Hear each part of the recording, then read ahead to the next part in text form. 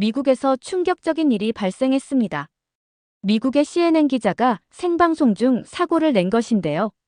단 3분짜리 영상 하나로 인해 국제적인 파장을 일으킨 것입니다. 중국 네티즌들은 분노하고 한국인들은 감동한 사건인데요.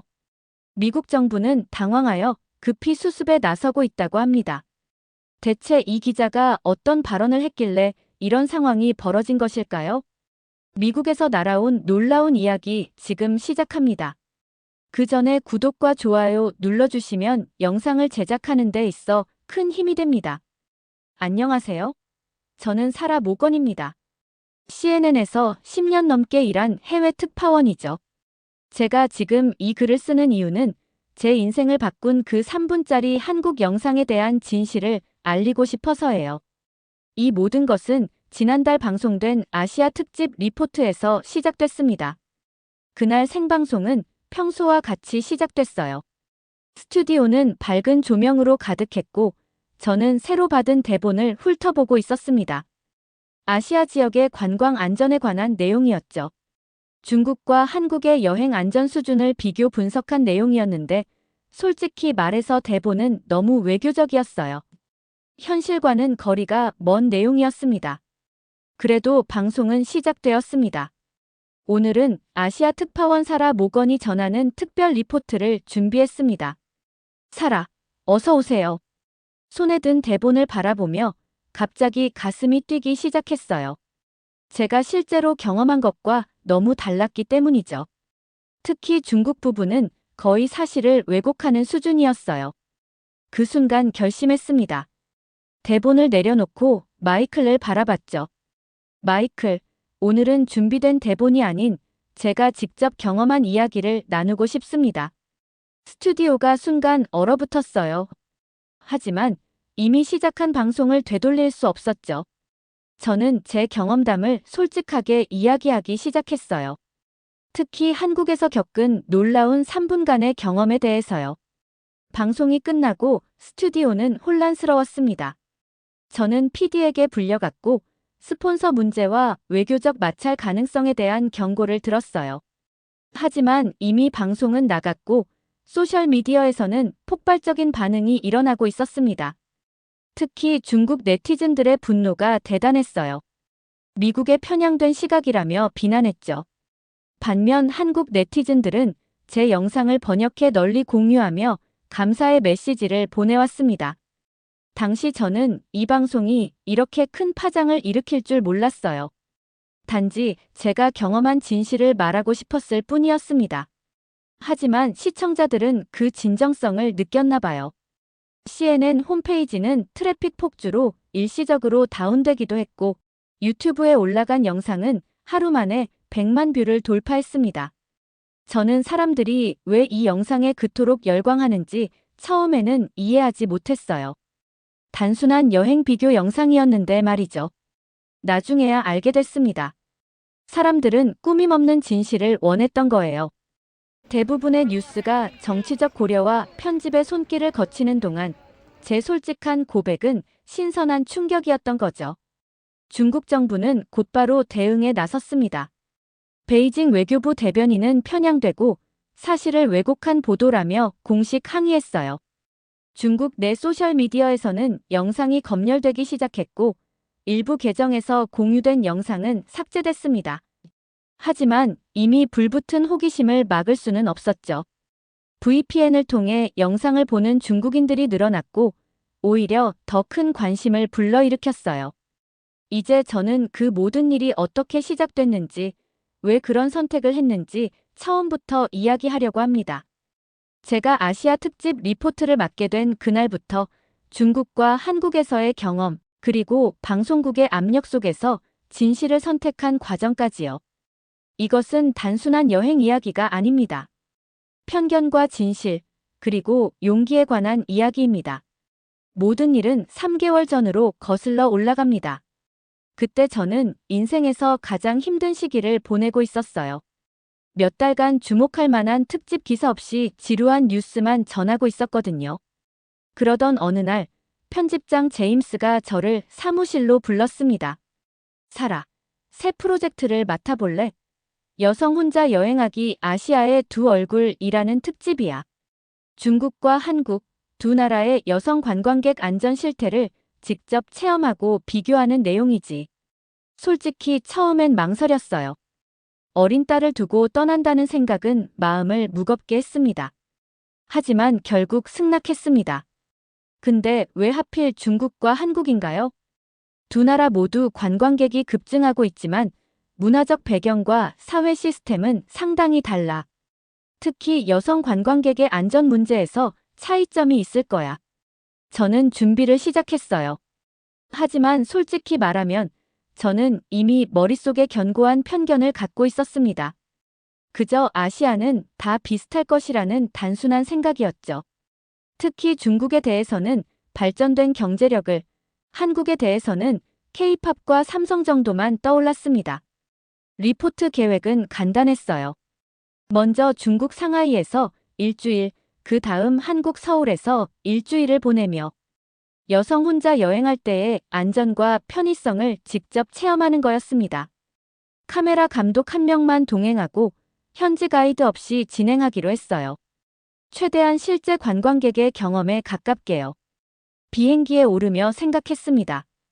이번 여행이 단순한 리포트 이상의 의미를 가질까? 그 당시에는 이 여행이 제 인생을 바꿀 것이라고는 상상도 못했어요. 그리고 제가 얼마나 많은 편견을 가지고 있었는지도 몰랐습니다. 비행기 안에서 자료를 검토하며 이번 취재가 단순한 관광 가이드 같은 내용이 아니라 문화적 차이와 안전에 관한 심층 분석이 되어야 한다고 생각했어요. 하지만 제 가슴 한편에는 여전히 의문이 있었습니다. 과연 아시아의 두 국가가 얼마나 다를까? 그리고 그 차이가 과연 여성 관광객의 안전에 어떤 영향을 미칠까? 중국 상하이 푸둥 국제공항에 도착했을 때는 이미 저녁이었어요. 공항은 사람들로 붐볐고 중국어 안내방송이 끊임없이 흘러나왔습니다. 처음부터 느껴지는 압도감이 있었죠. 입국 심사는 예상보다 오래 걸렸어요. 심사관은 제 여권을 꼼꼼히 살펴보더니 무표정하게 도장을 찍어주었습니다. 영어로 질문했지만 대답 없이 손짓으로만 통과를 알렸어요. 상하이 시내로 향하는 택시 안에서 창밖을 내다보니 현대적인 고층 빌딩들이 끝없이 이어졌습니다. 정말 발전한 도시구나라는 생각이 들었죠. 하지만 동시에 어딘가 차갑고 경직된 느낌도 받았습니다. 택시 기사는 내내 말이 없었고 제가 영어로 말을 걸어도 고개만 끄덕일 뿐이었어요. 호텔에 체크인하고 카메라 감독인 마이크와 첫날 계획을 상의했습니다. 내일부터 본격적인 촬영을 시작하되 오늘 밤에는 간단히 주변 탐색을 해볼까 해요. 여성 관광객이 밤에 길을 잃었을 때 어떤 도움을 받을 수 있는지 테스트해 보려고요. 마이크는 걱정스러운 표정을 지었지만 저는 확신에 찼었습니다. 이미 수많은 해외 취재를 해왔고 위험한 상황도 여러 번 경험했거든요. 저녁 9시, 저는 난징로드라는 상하이의 유명한 쇼핑 거리로 나갔습니다.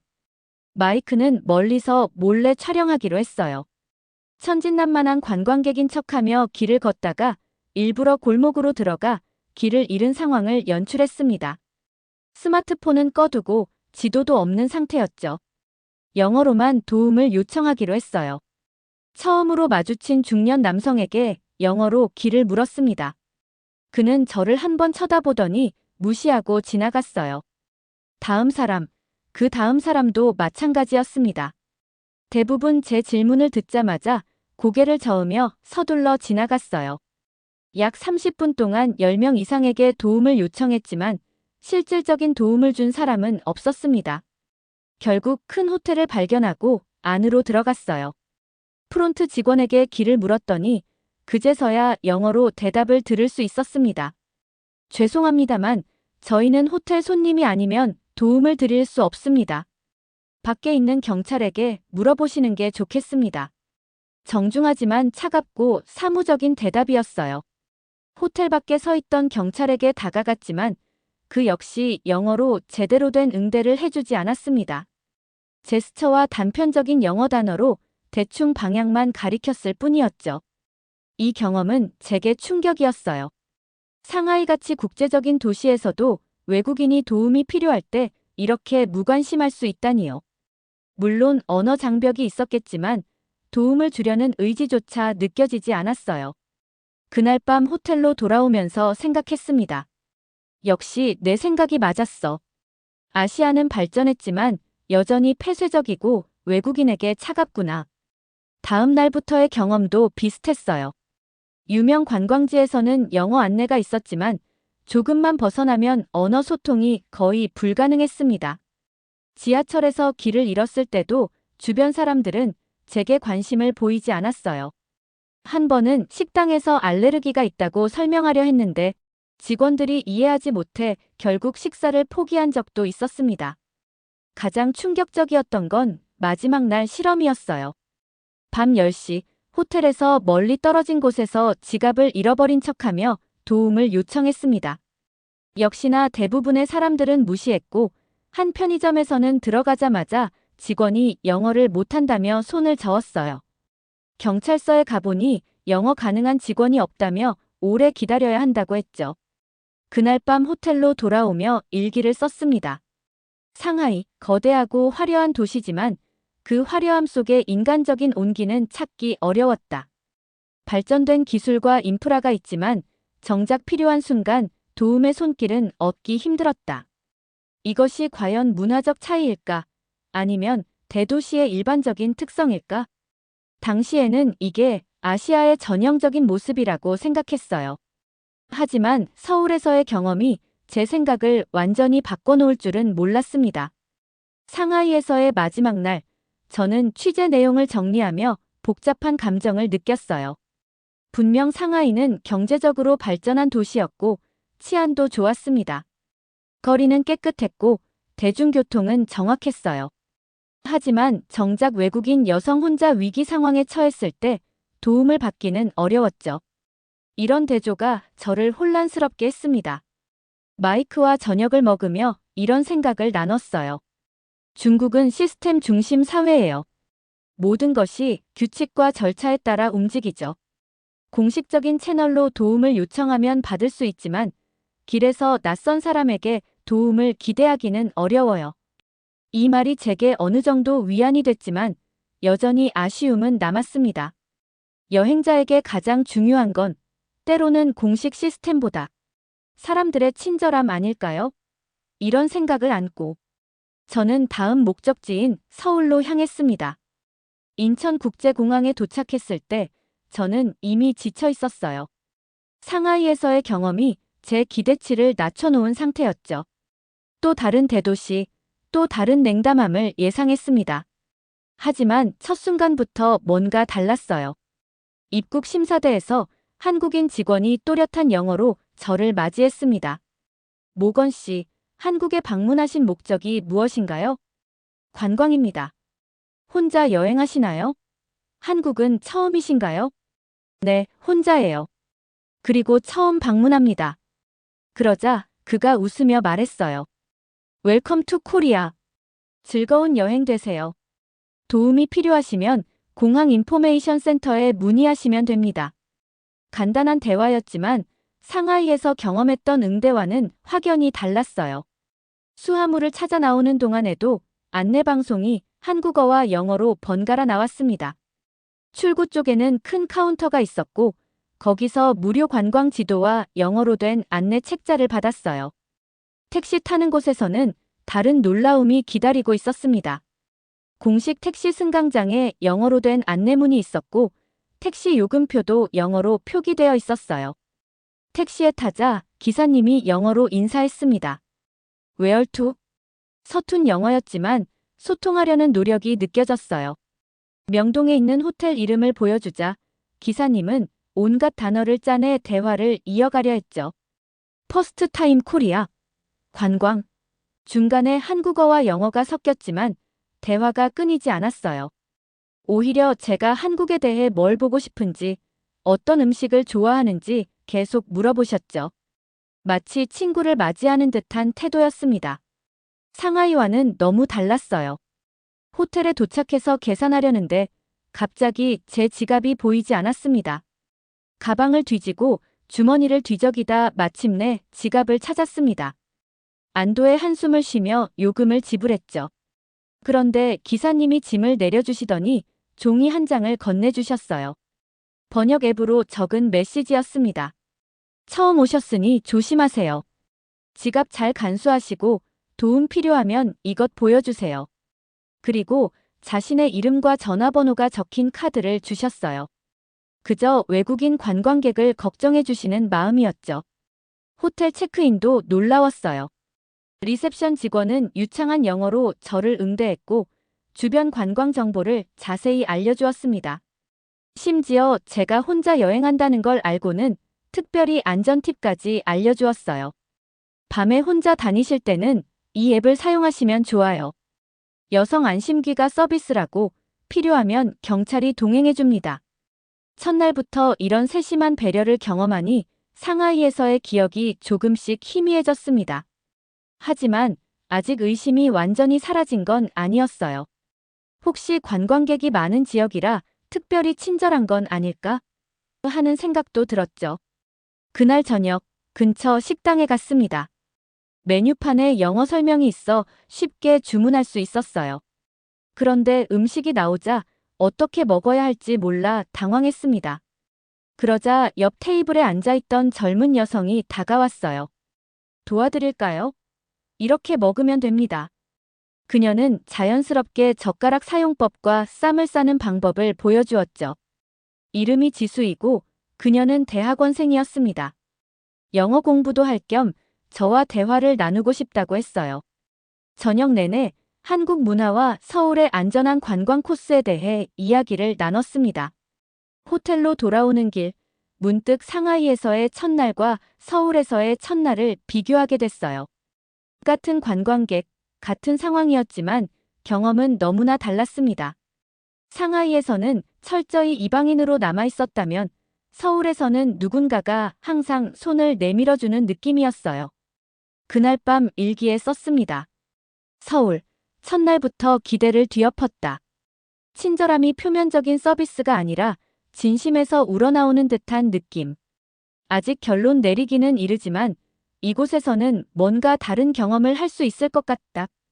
이때까지만 해도 제가 서울에서 얼마나 극적인 상황을 경험하게 될지 전혀 알지 못했습니다. 다음 날 아침, 저는 서울의 관광 명소들을 둘러보기 시작했어요. 경복궁, 인사동, 명동 같은 곳을 방문했는데 모든 곳에 영어 안내판이 잘 갖춰져 있었습니다. 관광 안내소는 물론이고 심지어 작은 상점에서도 기본적인 영어로 소통이 가능했어요. 이런 점들이 외국인 관광객에게는 정말 편리했습니다. 특히 인상적이었던 것은 한 카페에서의 경험이었어요. 메뉴를 고르다가 우유 알레르기가 있어 대체 음료가 있는지 물었더니 직원이 잠시 기다려달라고 했습니다. 그리고는 태블릿을 가져와 번역 앱을 통해 자세히 설명해 주었어요. 단순히 없다고 하거나 무시하는 대신 소통하려는 그 노력이 감동적이었습니다. 서울 곳곳에서 이런 작은 친절함을 계속 경험하면서 저는 점점 이 도시의 매력을 느끼기 시작했어요. 하지만 아직 진짜 테스트는 남아 있었습니다. 과연 위기 상황에서도 이런 친절함이 지속될까요? 그것을 확인하기 위한 실험을 준비했습니다. 서울에서의 둘째 날, 상하이처럼 고의로 길을 잃고 도움을 요청하는 시나리오를 테스트해 보기로 했어요. 하지만 이번에는 더 어려운 상황을 만들기로 했습니다. 밤 11시, 강남역 근처에서 휴대폰 배터리가 방전된 상태로 길을 잃은 외국인 여성의 상황을 연출하기로 했죠. 카메라 감독 마이크는 항상 그렇듯이 멀리서 몰래 촬영하기로 했어요. 강남역에서 내려 의도적으로 복잡한 골목길로 들어갔습니다. 번화가에서 조금 벗어난 곳, 사람들이 많지 않은 구역을 선택했죠. 촬영을 위한 연출이었지만 솔직히 조금 무서웠어요. 첫 번째로 만난 사람은 퇴근길로 보이는 20대 남성이었어요. 그에게 다가가 영어로 말을 걸었습니다. 죄송해요. 제 휴대폰이 죽었는데 명동으로 가는 길을 알려주실 수 있을까요? 그는 잠시 당황한 듯 했지만 곧 영어로 대답했습니다. 명동이요? 여기서 꽤 멀어요. 지하철 타셔야 해요.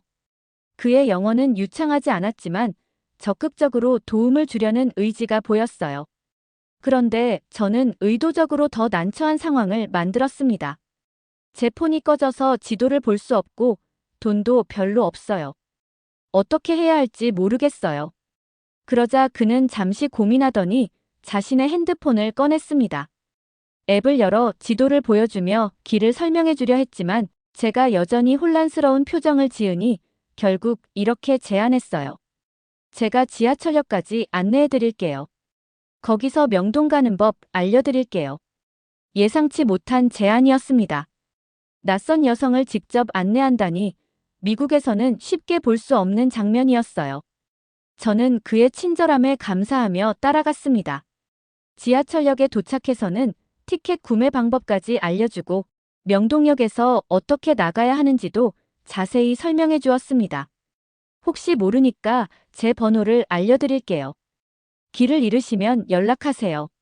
정말 놀라운 친절이었습니다. 상하이에서는 대부분의 사람들이 저를 무시했는데 여기서는 낯선 사람이 이렇게까지 도움을 주다니요. 두 번째 실험은 편의점에서 진행했습니다. 밤늦게 편의점에 들어가 영어로 도움을 요청했어요. 미국 대사관 근처에 있는 호텔을 찾는데 길을 잃었다고요. 편의점 직원은 영어를 잘하지 못했지만 포기하지 않고 휴대폰 번역기를 사용해 소통하려 노력했습니다. 그때 우연히 한 중년 여성이 들어왔는데 영어가 유창했습니다. 그녀는 제 상황을 듣고는 자신이 그 근처에 산다며 택시를 같이 타자고 제안했어요. 택시를 타고 가면서 그녀는 미국 보스턴에서 유학한 경험이 있다고 했어요. 그리고 당시 미국인들의 도움을 많이 받았기 때문에 이제는 자신이 외국인들을 도울 차례라고 생각한다고 했습니다. 저도 외국에서 도움받은 적 있어요. 누군가의 작은 친절이 얼마나 큰 의미가 있는지 알거든요. 그 말이 제 마음에 깊이 와닿았습니다. 우리는 모두 어딘가에서 누군가의 도움을 받으며 살아가고 있으니까요. 세 번째 실험은 계획에 없던 것이었어요. 실제로 제게 일어난 사고 때문이었습니다. 서울에서의 셋째 날, 남산타워를 방문했을 때였어요. 갑자기 심한 알레르기 반응이 일어났습니다.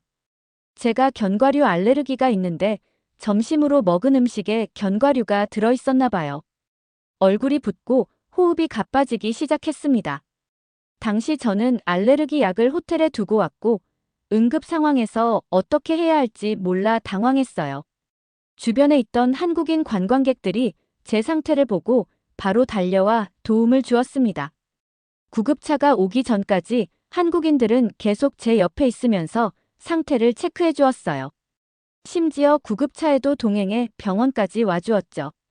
병원에서 의사와 소통을 도와주었고 제가 치료받는 내내 옆에서 통역을 해주었습니다. 제가 처한 위험한 상황에서 낯선 이가 이렇게까지 도움을 준다는 것이 믿기지 않았어요. 치료가 끝나고 회복된 후 저는 어떻게 감사를 표현해야 할지 몰랐습니다. 오히려 이렇게 말했어요. 당연한 일을 했을 뿐이에요. 누구든 도움이 필요한 사람을 보면 돕는 게 인간으로서 해야 할 일이잖아요. 이 말이 제 마음에 깊은 울림을 주었습니다. 단순한 관광 비교 리포트를 위해 시작한 여행이 이제 저에게 인간성에 대한 깊은 성찰의 기회가 되었어요. 이 세 가지 경험은 제게 깊은 인상을 남겼습니다. 특히 세 번째 사고는 실제 위기 상황에서 한국 사람들이 어떻게 대응하는지를 생생하게 보여주었어요. 그것은 연출된 실험이 아닌 진짜 상황이었으니까요. 마이크에게 그날의 경험을 이야기하면서 저는 이미 머릿속에서 기존의 편견들이 무너지는 것을 느꼈습니다. 아시아는 하나의 덩어리가 아니었어요. 각 나라마다, 각 도시마다 고유한 문화와 사람들의 태도가 있었죠. 서울은 제가 상상했던 것보다 훨씬 더 따뜻하고 안전한 도시였습니다. 병원에서의 경험 이후 저는 한국의 안전 시스템에 대해 더 알아보고 싶어졌어요. 단순한 친절함을 넘어 어떤 사회적 안전망이 외국인들을 보호하고 있는지 궁금했습니다. 그래서 서울시 외국인 지원센터를 방문하기로 했어요. 센터에 들어서자 다양한 언어로 된 안내 책자와 포스터가 눈에 띄었습니다. 영어, 중국어, 일본어는 물론이고 러시아어, 베트남어 등 다양한 언어로 정보가 제공되고 있었어요. 직원분이 친절하게 맞이해 주셨습니다. 무엇을 도와드릴까요? 저는 외국인 여성 관광객의 안전에 관한 정보를 찾고 있다고 말씀드렸어요. 그러자 직원분은 다양한 자료를 보여주시며 설명해 주셨습니다. 서울시에서는 여성 안심귀가 서비스를 운영하고 있어요. 밤에 혼자 이동하는 여성이 불안할 때 안전요원이 목적지까지 동행해주는 서비스죠. 외국인도 이용 가능합니다. 또한 외국인 종합지원 앱도 알려주셨어요. 이 앱은 긴급 상황 신고, 병원 정보, 대사관 연락처 등 여행자에게 필요한 모든 정보를 제공한다고 했습니다. 가장 중요한 건 외국인 긴급지원센터예요. 24시간 운영되며 14개 언어로 통역 서비스를 제공합니다. 범죄 피해, 의료 문제, 분실물 등 어떤 상황에서든 도움을 받을 수 있어요. 저는 이런 시스템에 감명받았습니다. 상하이에도 외국인 지원 서비스가 있었지만 서울만큼 접근성이 좋거나 다양한 언어를 지원하지는 않았거든요. 직원분의 제안으로 저는 여성 안심귀가 서비스를 직접 체험해 보기로 했어요. 그날 저녁 강남의 한 카페에서 서비스 신청을 했습니다. 30분 후 안전요원이 도착했고 그는 호텔까지 저를 동행해 주었어요. 안전한 경로를 선택해주고 주의해야 할 점들도 알려주었습니다. 다음으로 찾아간 곳은 서울중앙지방경찰청이었어요. 그곳에서 외국인 범죄 피해 지원팀을 만나볼 수 있었습니다. 담당 경찰관은 서울이 범죄율이 낮은 도시이지만 관광객을 노린 소매치기나 사기 같은 일이 간혹 발생한다고 설명했어요. 저희는 외국인 피해자가 언어 장벽 때문에 도움을 받지 못하는 일이 없도록 특별팀을 운영하고 있습니다. 모든 경찰서에 영어 가능 인력을 배치하고 있고 필요시 통역 서비스도 제공해요. 경찰관은 서울 전역에 설치된 비상벨과 CCTV 시스템에 대해서도 설명해 주었습니다. 특히 여성 안심 귀갓길에는 50m마다 비상벨이 설치되어 있다고 했어요. 벨을 누르면 주변 CCTV가 해당 지역을 집중 감시하고 순찰차가 즉시 출동한다고 합니다. 그날 저녁, 저는 직접 여성 안심 귀갓길을 따라 걸어보았어요. 밝은 조명, 자주 마주치는 순찰 경찰, 쉽게 눈에 띄는 비상벨까지 정말로 안전하게 설계된 길이었습니다. 이런 경험들을 통해 저는 서울의 안전이 단순히 낮은 범죄율 때문만은 아니라는 걸 깨달았어요. 특히 인상적이었던 건 이런 안전망이 자국민뿐 아니라 외국인들에게도 동등하게 적용된다는 점이었어요. 그날 밤 호텔로 돌아오며 일기에 이렇게 적었습니다. 서울에서 배운 가장 중요한 교훈은 진정한 안전은 법과 시스템만으로 만들어지는 것이 아니다. 그것은 사람들의 마음에서 시작된다. 낯선 이를 돕는 작은 친절, 그것이 모여 하나의 거대한 안전망을 형성한다. 서울에서의 일정을 마치고 뉴욕으로 돌아온 후 저는 바로 촬영 자료 편집에 들어갔습니다. 첫 편집본을 완성하고 편집장 제임스에게 보여주었어요. 그는 영상을 끝까지 본 후 오랫동안 침묵했습니다. 사라, 솔직히 말할게. 이 내용 그대로는 방송하기 어려워. 제임스의 표정이 심각했어요. 그는 계속해서 말을 이어갔습니다. 중국 부분이 너무 부정적이야.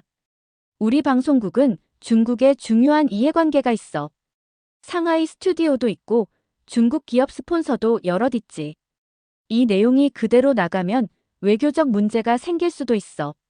저는 당황했습니다. 제가 경험한 것을 그대로 전달했을 뿐인데 그것이 너무 부정적이라니요. 하지만 제임스의 말도 이해가 됐어요. 방송에는 항상 정치적, 경제적 고려사항이 따르는 법이니까요. 그럼 어떻게 하면 좋을까요? 중국 부분은 좀 더 균형 있게 보완하고 한국과의 차이점도 완화해야 해. 결론적으로 두 나라 모두 안전하지만 문화적 차이가 있다 정도로 마무리하는 게 좋겠어. 제임스는 수정된 대본을 주었어요. 확실히 원래 제가 준비한 것과는 많이 달랐습니다. 상하이에서의 부정적 경험들은 대부분 삭제되었고 한국의 시스템적 우수성을 강조한 부분도 약화되어 있었어요. 특히 제가 알레르기 반응으로 병원에 갔던 일화는 아예 빠져 있었습니다. 이건 제가 실제로 경험한 것과 너무 달라요.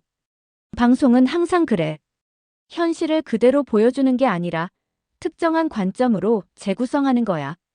내가 기자로서 성장하려면 이런 부분을 받아들여야 해. 사무실을 나오면서 마음이 무거웠습니다. 다음 날 아침, 출근길에 갑자기 메시지가 왔어요. 한국 시간으로는 밤이었을 텐데도요. 모건 씨, 잘 지내시나요? 알레르기는 괜찮아지셨나요? 특집 방송은 언제 나오나요? 보고 싶어요. 그 메시지를 보는 순간 제 마음이 확 바뀌었습니다. 이건 단순한 취재가 아니었어요. 제가 만났던 사람들, 그들의 진정성, 그들이 보여준 인간미, 그것들을 왜곡한다면 저는 그들을 배신하는 것이나 다름없었죠. 사무실에 도착해서 동료 에밀리에게 고민을 털어놓았습니다. 내가 정말 중요하게 생각하는 게 뭔지 스스로에게 물어봐. 기자로서의 성공, 아니면 진실을 전하는 일. 에밀리의 말이 제 마음에 깊이 와닿았습니다. 저는 왜 기자가 되었을까요? 처음부터 저의 꿈은 진실을 전하는 것이었어요. 그런데 지금 저는 그 진실을 편집하고 왜곡하려 하고 있었습니다. 그날 방송 직전, 저는 최종 리허설을 위해 스튜디오에 앉아 있었어요. 손에는 수정된 대본이 들려 있었습니다. 마음속에서는 계속 갈등이 일어났어요. 이대로 방송을 하면 제 커리어에 도움이 될 것입니다. 하지만 그것은 제가 경험한 진실이 아니었어요. 그때 제 휴대폰에 또 하나의 메시지가 왔습니다. 서울에서 만났던 택시 기사님이었어요. 번역기를 통해 보낸 서툰 영어 메시지였습니다. 한국 방문은 어땠습니까? 다음에 또 오시면 연락 주세요. 더 많은 좋은 곳 안내해 드리겠습니다. 그 순간 저는 결심했습니다. 진실을 말하기로요. 그것이 아무리 어려운 일이라 해도 제가 만났던 사람들에게 그리고 저 자신에게 정직하고 싶었습니다. 방송 시작 5분 전, 저는 제임스에게 가서 말했습니다. 죄송합니다, 제임스. 하지만 저는 원래 제가 준비한 내용으로 방송하겠습니다. 제임스는 놀란 표정으로 저를 바라봤어요. 뭐라고? 지금 방송 직전에 그런 말을 하다니. 내 경력을 망치고 싶은 거야? 아니요, 제 경력을 구하는 거예요. 저는 진실을 전하는 기자가 되기 위해 이 일을 시작했으니까요. 제임스는 화가 난 표정으로 스튜디오를 떠났습니다.